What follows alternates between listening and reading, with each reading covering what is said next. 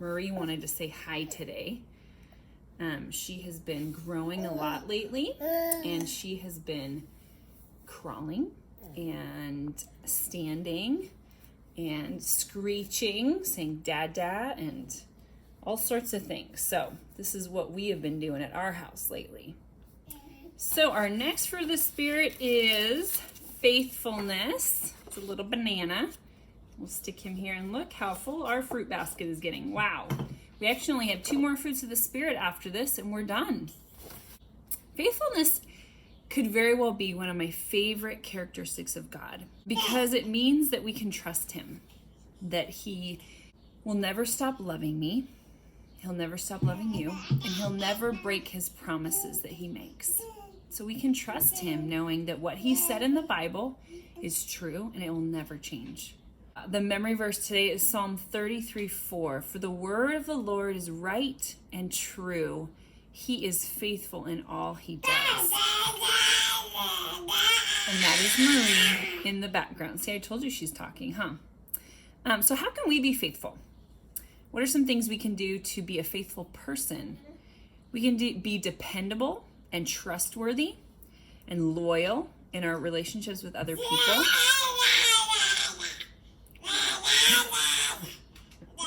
Have you ever made a promise to someone that you didn't keep? Has someone ever broken a promise to you? How did that make you feel? Not very good. We want friends that are faithful, friends that we can trust.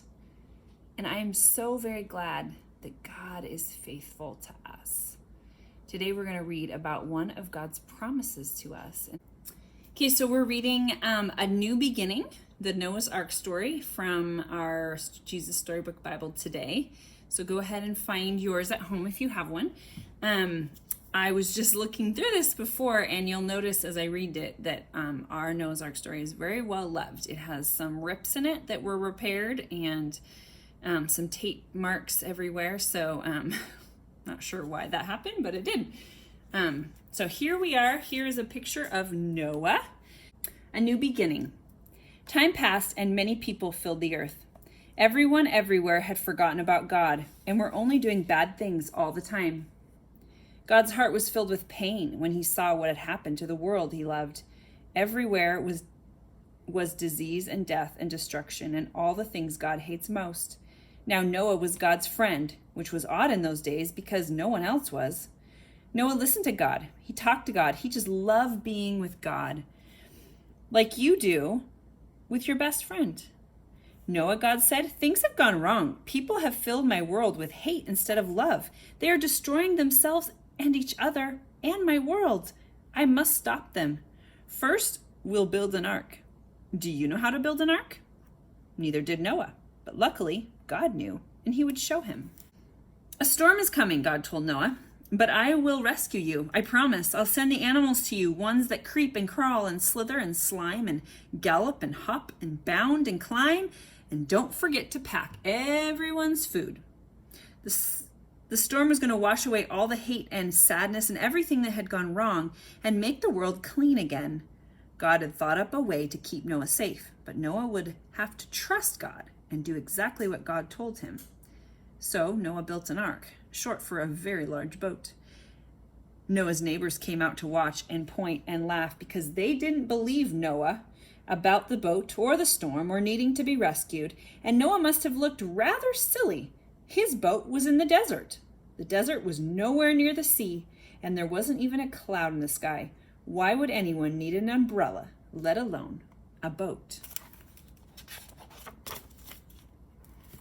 But Noah didn't mind so much what other people thought. He minded what God thought. So he just did what God told him to do. When the ark was ready, God said, "All aboard!" And Noah's family and all the animals climbed inside. Then God shut the door.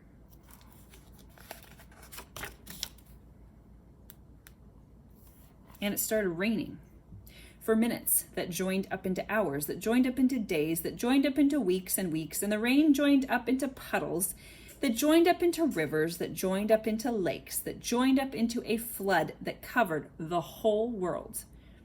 Their boat that had once seemed so big suddenly seemed very small. But in the middle of the huge storm and the crashing waves and all the thunder and lightning, through it all, God was with them. And God kept them safe for 40 days and 40 long nights. And finally, the rain stopped. The sun came out and Noah threw open all the windows. Hooray! Everyone shouted. Noah sent his dove out to explore, and it wasn't long before she brought him back an olive branch. Everyone knew exactly what that meant. She had found a tree and land, and the water was going down.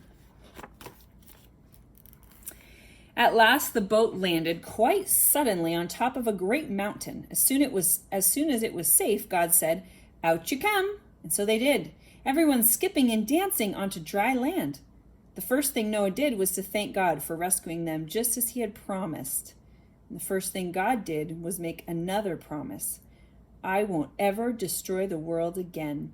And like a warrior who puts away his bow and arrow at the end of a great battle, God said, "See, I have hung up my bow in the clouds." And there in the clouds, just where the storm meets the sun, was a beautiful bow made out of light. It was a new beginning in God's world. It wasn't long before everything went wrong again, but God wasn't surprised. He knew this would happen. And that's why before the beginning of time, he had another plan, a better plan. A plan not to destroy the world, but to rescue it. A plan to one day send his own son, the rescuer. God's strong anger against hate and sadness and death would come down once more, but not on his people or his world. No, God's war bow was not pointing down at his people. It was pointing up into the heart of heaven. See God's bow? His rainbow. Have you ever seen a rainbow in the sky? Isn't it beautiful? And it should remind you of God's promise, never to destroy the earth again. So God had a rescue plan for Noah. People told him that it was a pretty crazy plan, but he chose to obey and believe that God would never break his promises. Have you ever obeyed God out of faith, even when it wasn't what everyone else was doing? That can be a scary thing to do. How can we be faithful and reflect God's faithfulness to others? I would love for you to talk with your parents about that question this week, and even ask your parents how they have seen God's faithfulness in their own lives or in your family's lives. So this week, there's a couple activities. One is a painting again of a rainbow. So there's a rainbow sheet. You can obviously make your own rainbow, but what a cool reminder of God's faithfulness to us and his promises to us. And so you can print this off, and then they're having you paint with Q-tips, little dots all the way around the rainbow for each color, okay? And it says, God always keeps his promises. And if you don't have a printer at home, you can make your own rainbow. It's pretty easy to do. There's a couple other things on there of making a faithfulness necklace and talking about how God's been faithful to you and your family. And then there's a little rainbow fruit pizza recipe that you could try too if you'd like. So have fun this week doing these activities with your family.